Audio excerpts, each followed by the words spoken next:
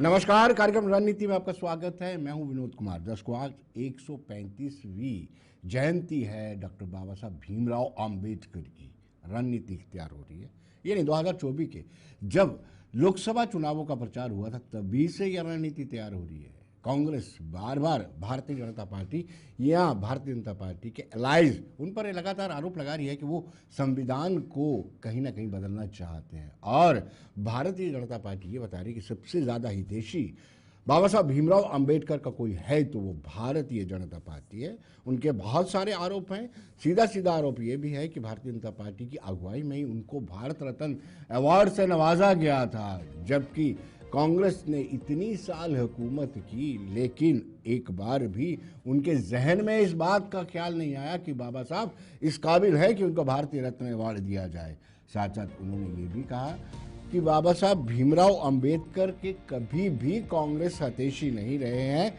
जब 27 सितंबर 1951 में 27 सितंबर 1951 में जब चेंज किया गया, उन्होंने इस्तीफा दिया था कांग्रेस से और 1952 में उनको हराने के लिए कांग्रेस ने सक्रियता से भूमिका निभाई थी और नारायण काटलोकर को जिताया था जो दूध का व्यापार किया करते थे। बाई इलेक्शन में भी ऐसा ही हुआ और फिर हिंदू महासभा ने पुणे में उनकी सीट खाली की और वहां से उनको जिताया था। उनका ये भी आरोप है भारतीय जनता पार्टी का कि कहीं ना कहीं जो अंबेडकर थे, स्वर्गीय भीमराव साहब अंबेडकर, उनको एतराज था कि SC ST को लेकर के जो व्यवहार सरकार का है वो ठीक नहीं है और उन्होंने अपनी निरंतर नाराजगी भी व्यक्त की है। उन्होंने फॉरेन पॉलिसी को लेकर के भी एतराज जाहिर किया था और साथ साथ ये भी कहा था कि 370 से वो असंतुष्ट हैं।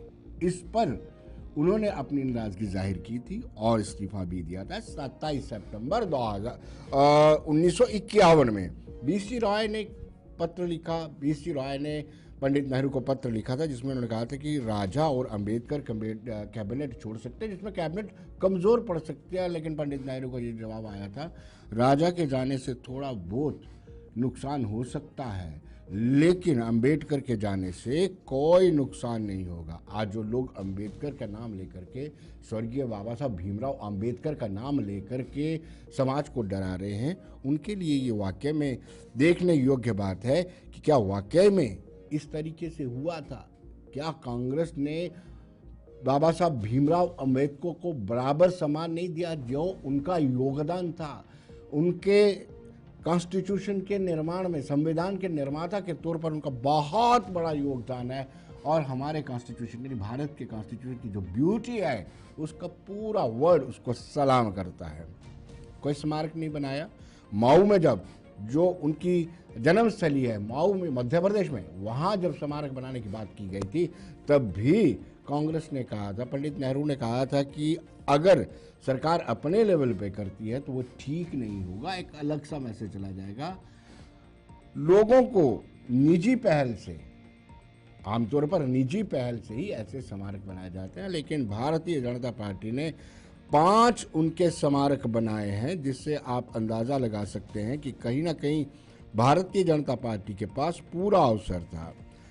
उन्होंने मऊ में बनाया है, लंदन में बनाया जहां उन्होंने शिक्षा ली थी, नागपुर में बनाया जहां पर दीक्षा ली थी, और दिल्ली में बनाया जहां पर महानिर्वाण भूमि थी उनकी, और मुंबई में, वहां नागपुर में अभी बन रहा है। तो आप अंदाज़ा लगा सकते हैं। और 2024 का प्रचार अगर सब दर्शकों ने देखा होगा तो उसमें कांग्रेस के प्रत्येक नेता ने हाथ में संविधान की प्रतियां लेकर के एक डराने का प्रयत्न किया था और बीजेपी वालों को भी कमतर नहीं आंका जा सकता।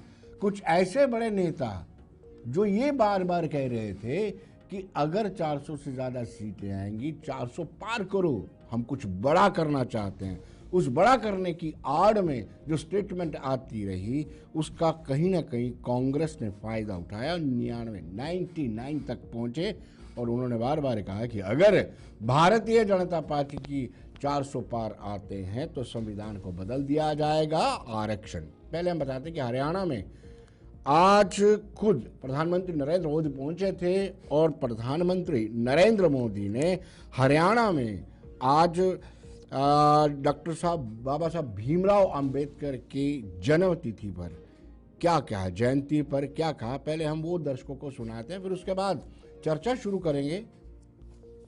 पहले दिखाते हैं कि प्रधानमंत्री नरेंद्र मोदी ने क्या कहा, हरियाणा में कार्यक्रम के दौरान क्या कहा। बाबा साहब आम्बेडकर की जयंती है। उनका जीवन, उनका संघर्ष, उनका जीवन संदेश हमारी सरकार की 11 साल की यात्रा का प्रेरणा स्तंभ बना है। हर दिन, हर फैसला, हर नीति बाबा साहब आम्बेडकर को समर्पित है। वंचित, पीड़ित, शोषित, गरीब, आदिवासी, महिलाएं, इनके जीवन में बदलाव लाना, इनके सपनों को पूरा करना,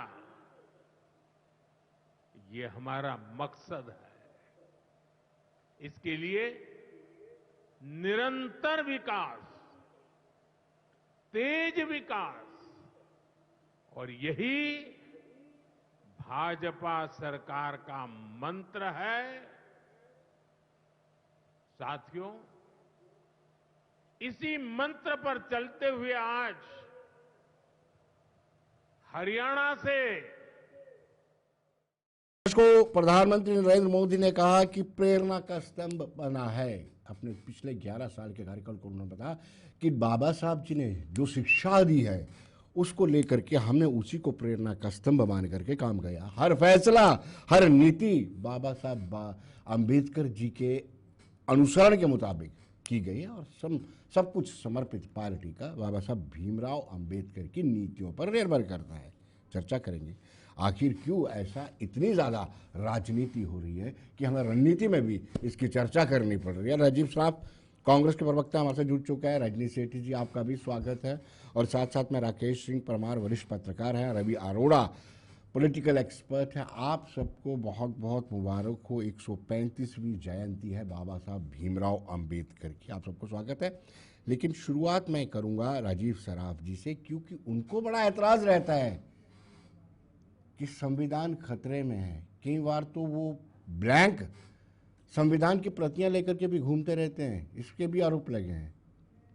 क्या है राजीव जी, क्या लगता है आपको, क्या वाकई ही में जो मौजूदा सरकार है वो संविधान के लिए खतरा है और खतरा मंडरा रहा है? क्या लगता है आपको, या फिर आप मिसलीड करना चाहते हैं, गुमराह करना चाहते हैं उन पिछड़े वर्गों को जो पसमानदा लोग हैं, संविधान के नाम पर उनको डराना चाहते हैं?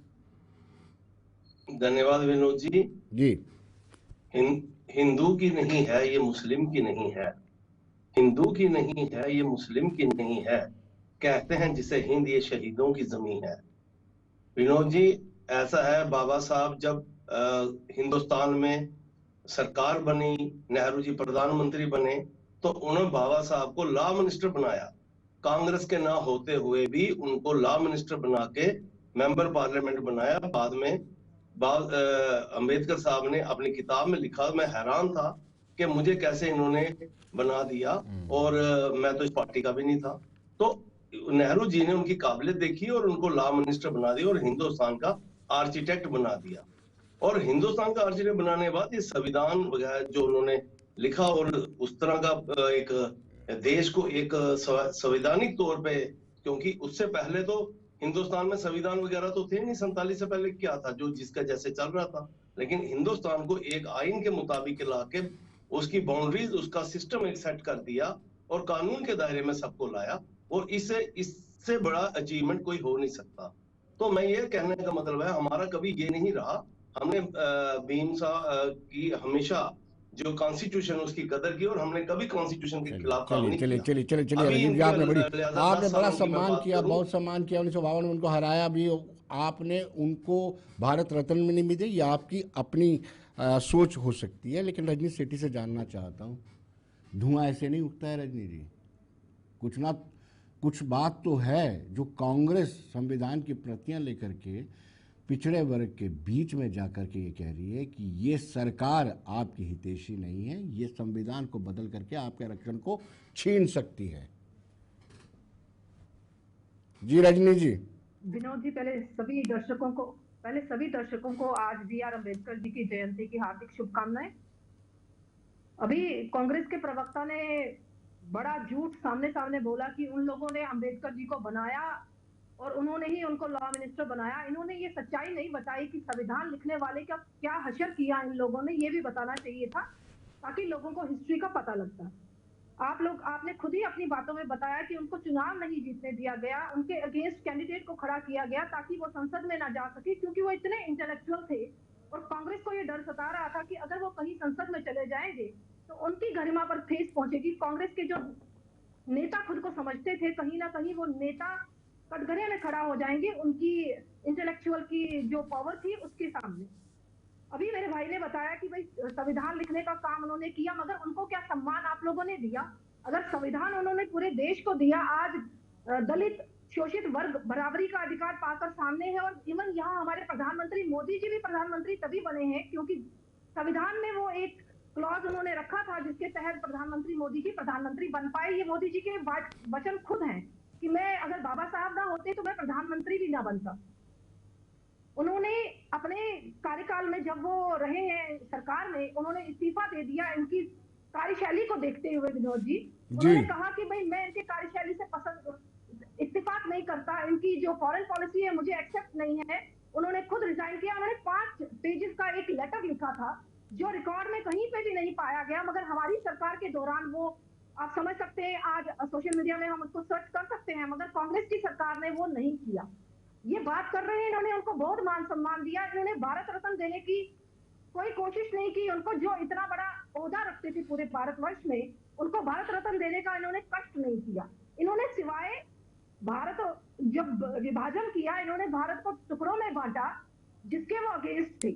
वो 370 के भी अगेंस्ट थे जिन्होंने कहा था कि 370 नहीं होना चाहिए, जो हमारे देश में कहीं अलग कानून बनाने का काम करता है। BR अम्बेडकर जी इसके खिलाफ थे जी। वो महिलाओं को बराबरी का अधिकार देने की बात करते थे, दलित समाज, शोषित समाज, उनको बराबरी का अधिकार देने की बात करते थे। मगर कांग्रेस आज कहीं ना कहीं उनको इस्तेमाल करने की कोशिश कर रही है, जिन्होंने अपने शासनकाल में उनका निरादर किया।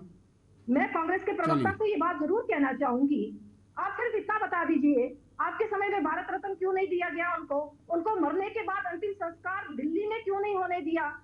उनको बाय एयर जो भेजा गया उनकी डेड बॉडी को, वो उनके पैसे भी उनकी पत्नी को बिल भेजा गया कि इसका पेमेंट भी आप कर दीजिए, जबकि आपकी सरकार में वो रहे, आप उस समय सरकार में थे, संविधान लिखने का काम उन्होंने किया। तो आप आज बड़ी बड़ी बातें कर रहे हैं संविधान की, आपने संविधान बनाने वाले के साथ क्या हशर किया, उसका जवाब जरूर दीजिएगा। चलिए रवि जी, आपसे जानना चाहूँगा, रवि जी जो हालात बने हुए हैं संविधान को लेकर के, जो बार बार एक दूसरे पर कीचड़ उछाला जा रहा है, मैं ये बोलूँगा कीचड़ उछाला जा रहा है, भारतीय जनता पार्टी पर आरोप लगता है, कांग्रेस लगाती है कि ये लोग संविधान को बदल देंगे, फिर भारतीय जनता पार्टी उन पर आरोप लगाती है कि आपने जो सम्मान मिलना चाहिए था वो नहीं मिला, और ये 2024 से ऑनवर्ड कुछ ज़्यादा ही बड़ा है। बतौर पॉलिटिकल एक्सपर्ट आप इसको कैसे देखते हैं और समाज में इसका क्या असर पड़ता है?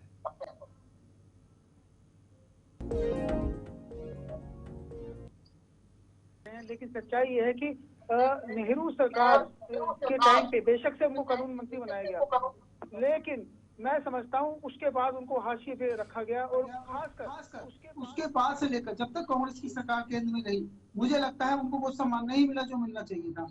भाजपा ने आकर, क्योंकि आपको बता दूं लोकसभा चुनाव, पिछले लोकसभा चुनावों में जब मायावती कमजोर हुई उत्तर प्रदेश के अंदर, और पिछले लोकसभा चुनावों में कहीं ना कहीं दलितों का जो एक वोट बैंक था वो एक अपना ताकत दिखा कर गया, और इससे कहीं ना कहीं जो संविधान की बात होती कि संविधान बदल जाएगा, उसका फायदा कांग्रेस को मिला और समाजवादी पार्टी को मिला।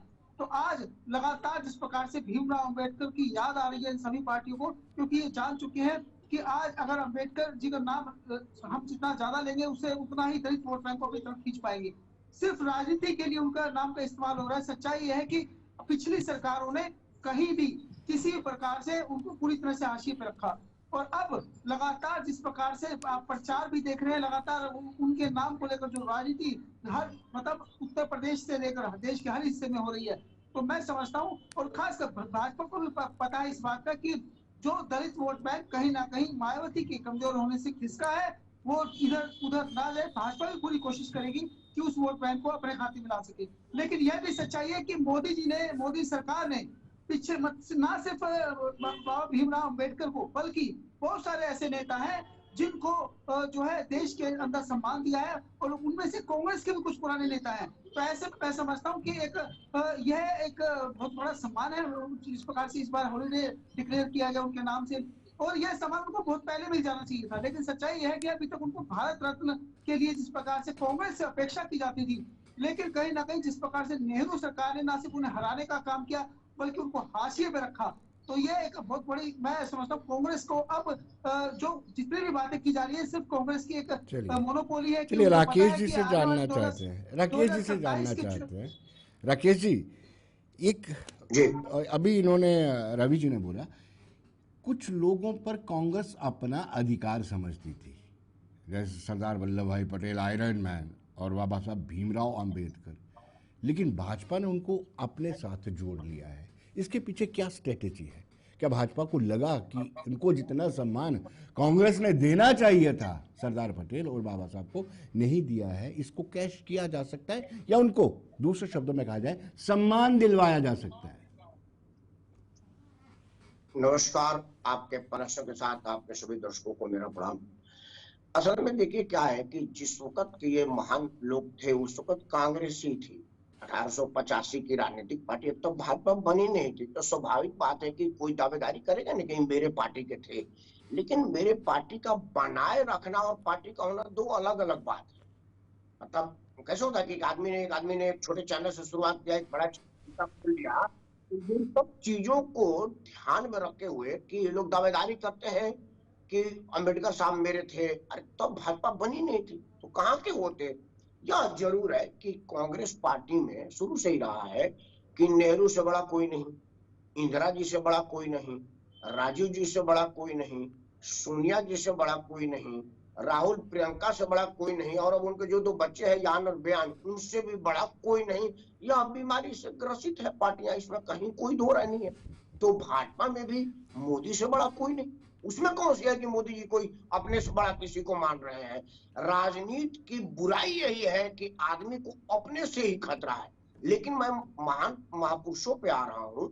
निर्विवाद रूप से भारतीय जनता पार्टी ने इन महापुरुषों का सम्मान किया, चाहे वो पंचभूमि बनाना हो या भारत रत्न देना हो या उनका उचित सम्मान देना हो। और वो भाजपा के पास ऑप्शन भी तो नहीं था। आखिर भाजपा आम जन के पास क्या करते? 1985 में तो पार्टी बनी है, तो पुराने इतिहास को कैसे अपने आप जोड़ती? तो अंबेडकर को अपना बनाया, पटेल जी को अपना बनाया और लोगों को बनाया। लेकिन उस मामले में मैं भारतीय जनता पार्टी को ज्यादा नंबर दूंगा कि एक तरह से अनाम हीरो जो थे, अनसन हीरो जो थे, उनको लाइमलाइट में ले आकर के एक बहुत बड़ा प्रोत्साहन दिया, बहुत ज्यादा सम्मान दिया। यह बधाई की पात्र है।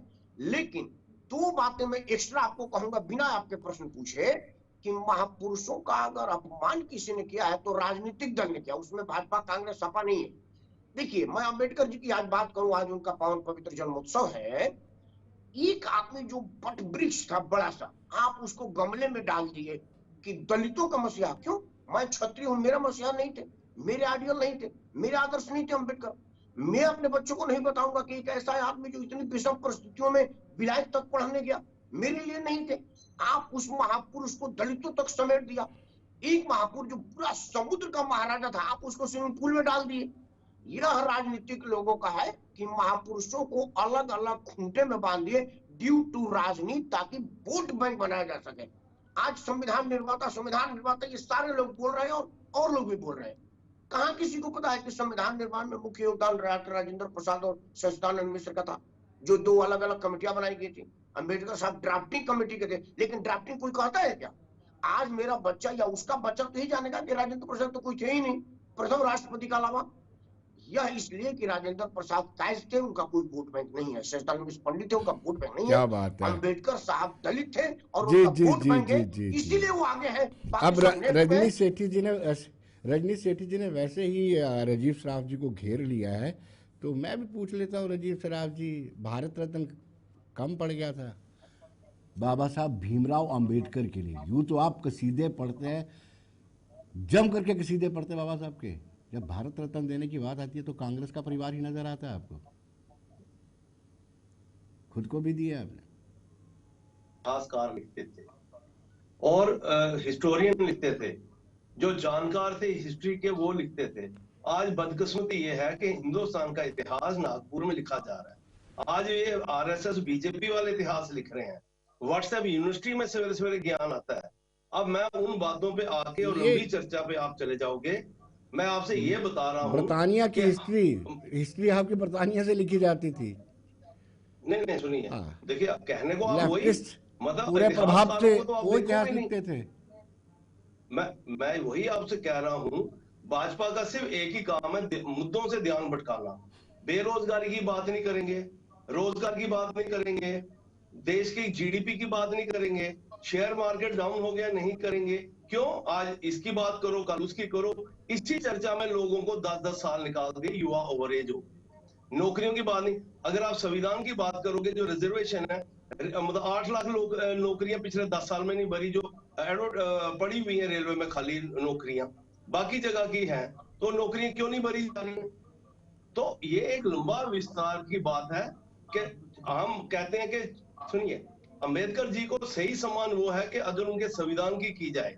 अब आप ये बात करोगे जी उनको वहां भेजा गया, भाई शास्त्री जी का भी तो गाड़ी का जो लास्ट की किस्तें वगैरह थी उनकी वाइफ ने पेंशन से दी। उस समय के जो हमारे देश के नेता थे, जितने भी महापुरुष थे, ये मतलब सेल्फ रिस्पेक्ट इनको पसंद थी। 8,000 का जो हवाई जहाज, 8,000 करोड़ का हवाई जहाज लेके नहीं रखा था इन्होंने। ये सिंपल यात्रा करते थे और जितना होता देश का पैसा बचाते थे। वो अगर वेल ऑफ होंगे तो आपकी यात्रा की सिंपलिसिटी की बात करूंगा तो फिर दूर तक बात जाएगी।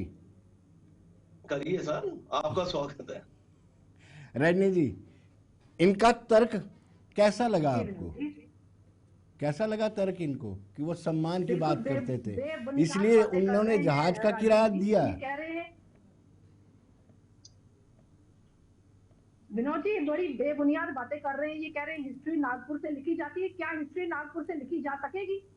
पहली बात, 2012 में आपकी सरकार ने एक 11वीं की पुस्तक में चाबुक मारते हुए अंबेडकर जी को दिखाया है, जो जवाहरलाल नेहरू जी उनको चाबुक मार रहे हैं। रजनी जी एक मिनट के लिए, रजनी जी 1 मिनट के लिए आपको रोकूंगा, 1 मिनट के लिए आपको रोकूंगा। लौटते एक छोटे से ब्रेक के बाद, बने रहिए।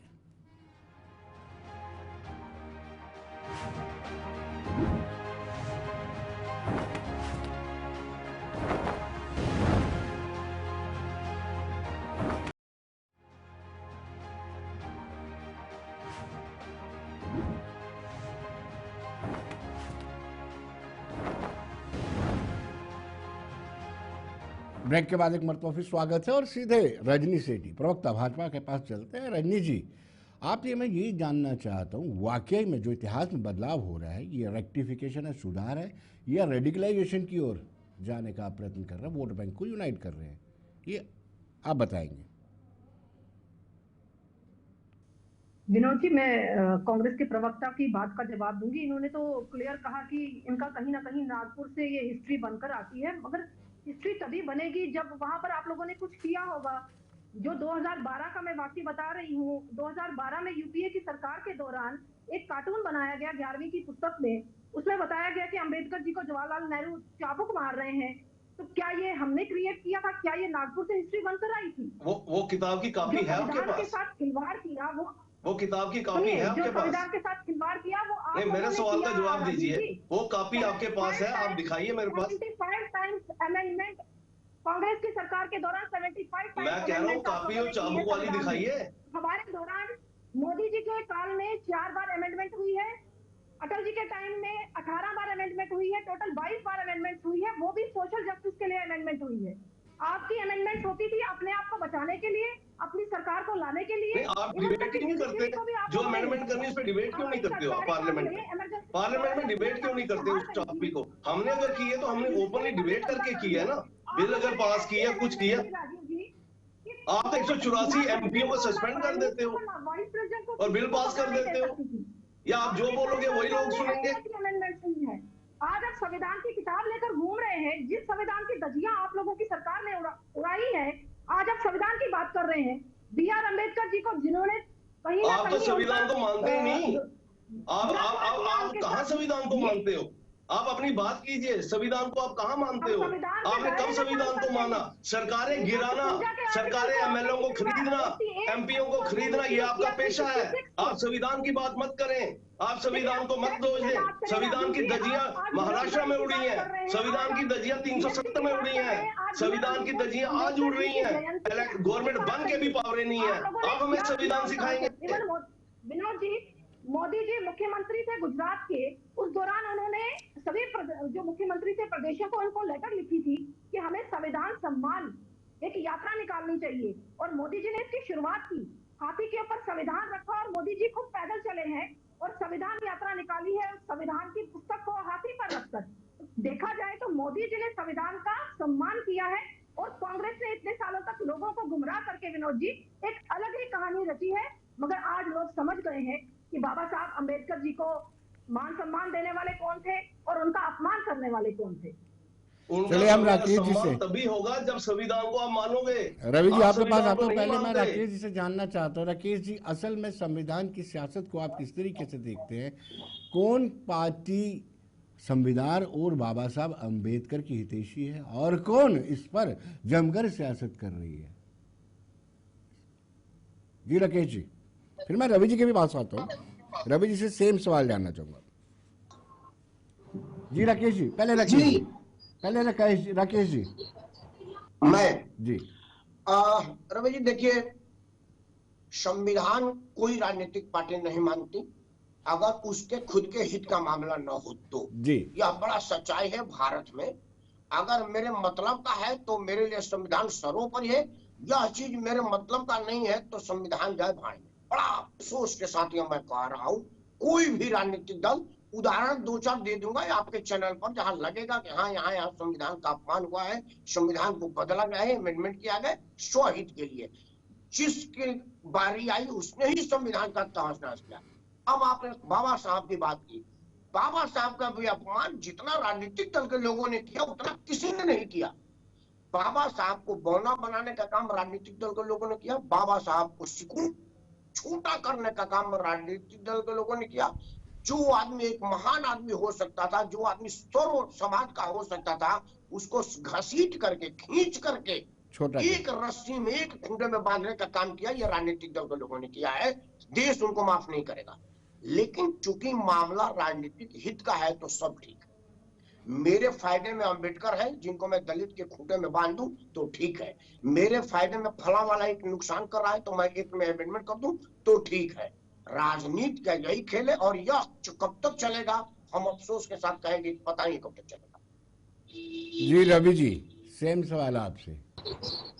मैंने पहले भी कहा था सेम सवाल आपसे। मुझे लगता है कि जब हम बात करते हैं भारतीय जनता पार्टी की, तो भाजपा के पास 5 टॉप लेवल के ऐसे बड़े नेता हैं जिनके चेहरे पर पूरे देश में मैंडेट मिलता है।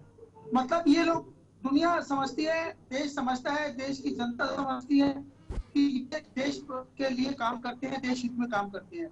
अगर देश हित में काम करते हैं मतलब संविधान के को मानते हैं, संविधान में विश्वास रखते हैं। बात हुई दूसरी पार्टियों की, सभी पार्टियों जब हम बात करते हैं तो यह है कि सभी पार्टियों ने सिर्फ और सिर्फ अपने हित के लिए काम किया है।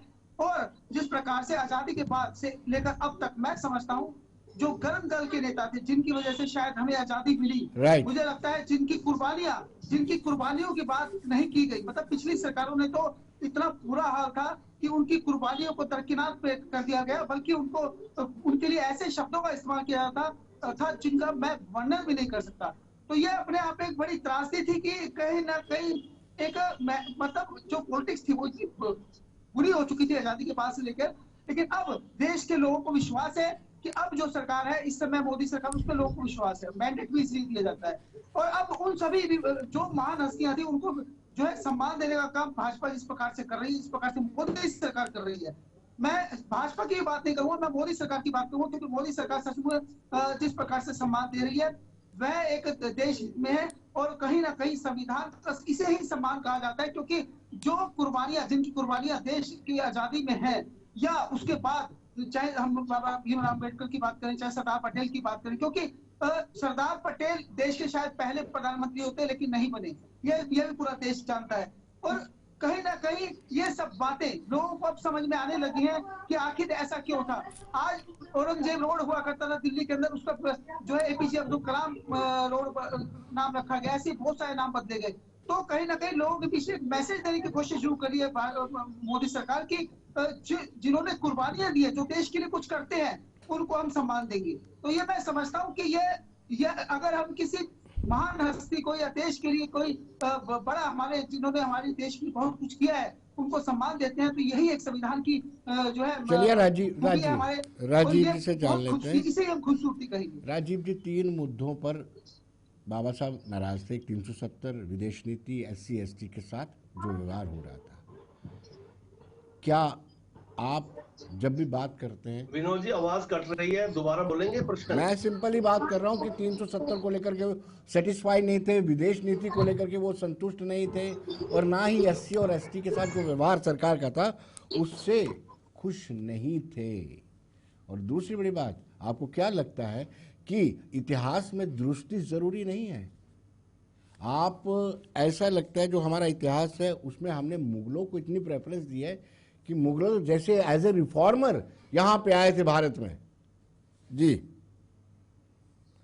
देखिए विनोद जी, पहले तो जो जर्नलिस्ट साहब हैं इनको मैं बता दूं, पटेल साहब की डेथ नेहरू जी के प्रधानमंत्री बनने से 1 साल पहले हो गई थी, इसलिए ये सवाल कभी कहीं नहीं आएगा कि पटेल साहब प्रधानमंत्री बनते। पटेल साहब नहीं बनते, क्योंकि जब प्रधानमंत्री बनने की बात थी 1 साल पहले ही उनका हार्ट अटैक से देहांत हो चुका था। दूसरी बात आप कह रहे हो फॉरेन पॉलिसी की विनोद जी, या 370 की बात आप करते हो, मैं ये कहता हूं कि आप मुझे बताओ कि 370 में आज की डेट में जो हुआ है क्या वो संवैधानिक है? अगर वो सही है तो जो ये गवर्नमेंट बनी है तो इनको पावर क्यों नहीं है? क्या अब हरासमेंट है कि नहीं? इलेक्टेड रिप्रेजेंटेटिव, देखिए जो MLA होता है वो कौन है? वो मेरे और आपकी बात करने वाला था। हम एक अधिकार देते हैं एक पार्टी के उम्मीदवार को कि आप हमारी बात जो है करें, हमारे हक की बात करें, हमारे मसले मसाइल की बात करें। वहां उसके पास पावर ही कोई नहीं है, तो भाई आपने पावर दी किस लिए? फिर गवर्नमेंट बनाते ही नहीं, 10 साल थे वहीं 15 साल हो जाते हैं। अब जब पावर दी है तो इनके साथ आपने हमारे टैक्सों का बोझ भी लाद दिया। देखिए, अब मैं सवाल पूछूं कि आप 370 की वकालत करते हैं, 370 होना चाहिए, तो आपकी पार्टी का स्टैंड कुछ और है राजीव जी, आप फंस जाएंगे। मैं ये नहीं कह रहा हूं, मैं कह रहा हूं सुप्रीम कोर्ट का जब डिसीजन आ गया उसके बाद इस पे चर्चा खत्म है, लेकिन स्टेटहुड के लिए हम आज भी हैं। हमारे हक तो हमें दो ना, जमीन और नौकरी का हक हमसे क्यों छीन रहे हो? और अगर जो है मिनिस्टर बनाए हैं तो इनसे वर्क फ्रॉम होम कराओ, जब इनकी पावर ही कोई नहीं है। क्यों इतना लोहे लश्कर का टैक्स हमारे गरीब किसी क्या बात करते हैं? स्कॉर्पियो खरीदी है आपने, 90 स्कॉर्पियो खरीदी हैं, लाभ लश्कर। गरीब आदमी से टैक्स किस पे पड़ा? जी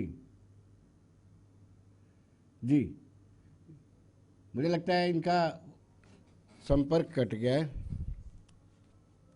हेलो विनोद जी। जी जी जी जी, आपके जी जी, मैं ये कह रहा हूं खरीदी तो इसलिए थी कि हमारे पास पावर्स होंगी, सरकार चलेगी। मैं कह रहा हूं हर बंदे के साथ स्टाफ लगा दिया, जितने लोग जाते हैं नाउम्मीद होकर वापस आते हैं। मैं ये कह रहा हूं अगर आपने इलेक्शन कराया है तो इनको पावरें भी दो, इनके जो इनकी दायरे में है, जिसको हम बिजनेस रूल का नाम दिया हुआ है, वो डिसाइड करो। भाई सीएम क्या करेगा, दूसरा क्या करेगा, तीसरा क्या करेगा? जी, मतलब कोई मिसमैच हो रहा है और जनता का पैसा खूब बर्बाद किया जा रहा है। जी रजनी जी, मुझे एक शेर याद आ रहा है इस पे, मैं नशे में नहीं हूं, लड़खड़ाना चाहता हूं, आपके दिए हुए सामान की इज्जत बचाना चाहता हूं। आपने गाड़ी भी दे दी, इनको बंदूक वाले बॉडीगार्ड भी दे दिए, लाभ लश्कर लंबा चौड़ा है इनका, और फिर कहते हैं कि हमारे पास काम करने को कुछ नहीं है।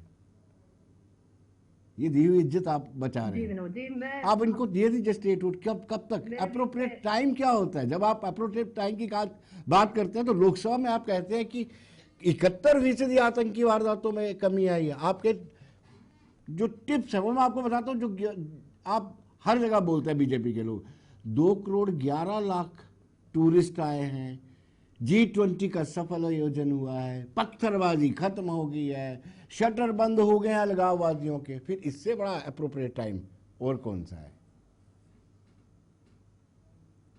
विनोद जी, मैं पहले अपने पत्रकार भाई का जवाब दे दूं। इन्होंने कहा संविधान का मिसयूज हर पॉलिटिकल पार्टी ने किया। मैं इस बात से इत्तेफाक नहीं करती, क्योंकि बीजेपी ने कहीं भी संविधान का मिसयूज नहीं किया। उन्होंने जितनी भी अमेंडमेंट्स की हैं विनोद जी, सोशल जस्टिस के लिए की है। मुझे लगता है कि जो 8 अमेंडमेंट्स मोदी जी के दौरान हुई हैं, वो ओबीसी वर्ग को लेकर हुई होगी, reservation for economic weaker section को लेकर हुई होंगी, जीएसटी को लेकर हुई है, अलग अलग वर्ग को लेकर हुई है, वो अमेंडमेंट्स हुई है। हमने कभी भी संविधान का मिसयूज नहीं किया।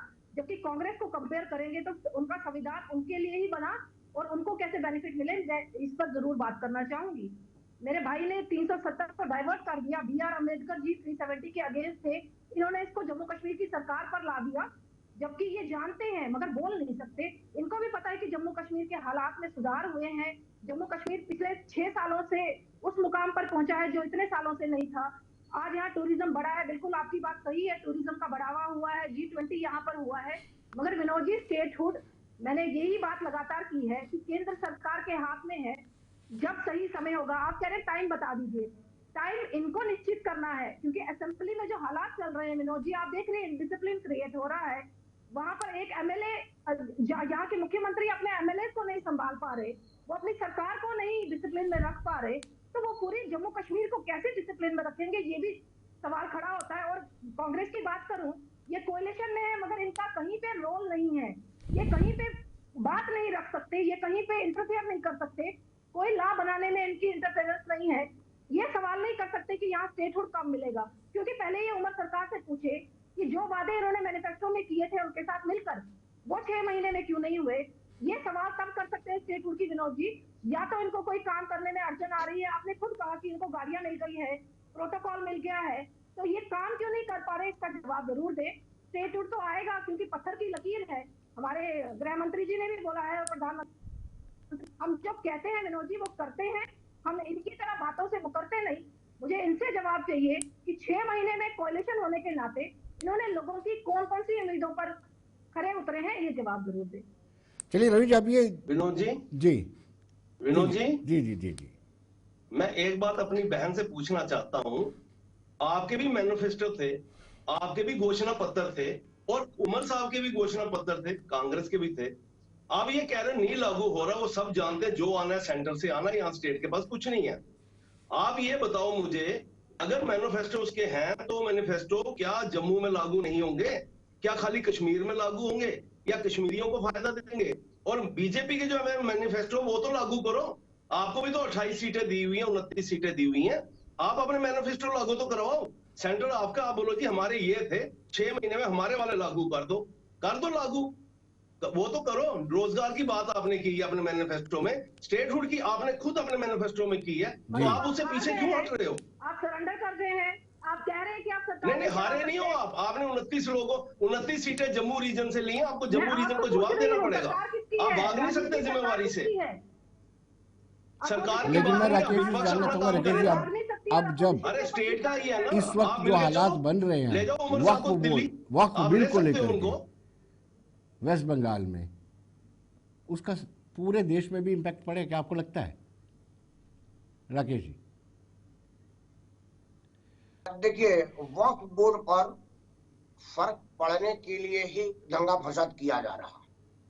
वक्फ बोर्ड पर अपोजिशन का उद्देश्य है कि अब तक नरेंद्र मोदी के सामने कोई ऐसा मुद्दा वो लोग तलाश नहीं पाए। मैं यह कहूंगा कि या तो हमारा विपक्ष अक्षम है या मोदी का काम इतना सक्षम है कि वो लोग उनके सामने कोई बहुत बड़ा मुद्दा खड़ा नहीं कर पाए। सिटीजन अमेंडमेंट एक्ट में दिल्ली को बंद किया, किसान आंदोलन में दिल्ली को घेरा था, लेकिन वो कुछ बहुत ज्यादा असर कर नहीं पाया। अब पहली बार उनको एक वक्फ अमेंडमेंट एक्ट के तहत मुसलमानों को बरगलाने का मौका मिला है। लेकिन अनफॉर्चुनेट क्या हुआ कि ये आग क्यों लगाई जा रही है, जरा एक मिनट मेरे को दीजिएगा तो क्लियर हो पाएगा। सर, कि मुसलमान में बहुत सारे जो विद्वान हैं जिनकी बातें सुनी जा रही है, उन्होंने line by line Waqf amendment act का बताया कि इसमें कहीं से मुसलमान को नुकसान नहीं है। दूसरा, अब सोशल मीडिया है और 1.5 GB डाटा हर आदमी का मोबाइल में है। आपके घर में आटा है इसकी गारंटी मैं नहीं ले सकता, लेकिन मोबाइल में डाटा इसकी गारंटी जरूर लूंगा, क्योंकि आप रिचार्ज कराइएगा तो पहले डाटा आता है, उसके बाद टॉक टाइम आता है जी। तो आदमी मोबाइल में ये पार्लियामेंट का वो देख रहा है, समाचार देख रहा है, सोशल मीडिया देख रहा है, तो ये पूछ रहा है। जब सदन में आपको मौका मिला था तो गांधी परिवार के 3 लोग हैं, सोनिया जी, राहुल जी और प्रियंका जी, तीनों ने एक शब्द भी वो अपन नहीं बोला। और तो और आप इसको रोकना चाह रहे थे तो उसमें मतदान देते। इन लोगों ने लोकसभा में मेंबर के रूप में दिए अधिकार का इस्तेमाल तक नहीं किया, इतना बड़ा काम किया। तो आप रवि जी मैं रोकूंगा, रखिए जी। रवि जी 1 मिनट का समय, 1 मिनट में आप मुझे ये बता दीजिए क्या वाकई ही में इसके पीछे सियासतकर्ता कौन है? 1 मिनट में समय कम है। जितनी भी रीजन, जी बिल्कुल, मुझे लगता है जितनी भी रीजनल पार्टीज हैं उनको लगता है कि बीजेपी आने वाले टाइम में उनका सुपड़ा साफ कर देगी, तो इसीलिए वो कहीं ना कहीं मुसलमानों में एक मैसेज देने की कोशिश कर रही है कि किसान आंदोलन के बाद किसानों को जीत मिल सकती है तो आपको भी मिलेगी। मतलब यह है कि एक मैसेज देने की कोशिश की जा रही है कि वक्त के खिलाफ मुसलमानों को भड़काने का काम विपक्षी पार्टियां कर रही हैं। वो भी रीजनल पार्टी का बहुत बड़ा रोल है जिसके अंदर, क्योंकि उनको लगता है जैसे आगे बिहार में चुनाव है, बंगाल में चुनाव है, उसके बाद उत्तर प्रदेश में चुनाव है, तो कहीं ना कहीं उसके अंदर सियासी फायदा लेने के लिए सब मुहिम है और इसके अलावा कुछ नहीं। लेकिन इसमें कुछ होने वाला नहीं है। चलिए समय इजाजत नहीं दे रहा। रवि जी बहुत बहुत शुक्रिया, राकेश जी आपका भी, राजीव जी आपका भी, रजनी जी आपका भी। आज सारे ही आर हमारे पैनलिस्ट थे, रजनी, राजीव, राकेश और रवि। तो दर्शकों आप बने रहिए देश दुनिया की खबरों के लिए और मुझे दीजिए इजाजत। नमस्कार।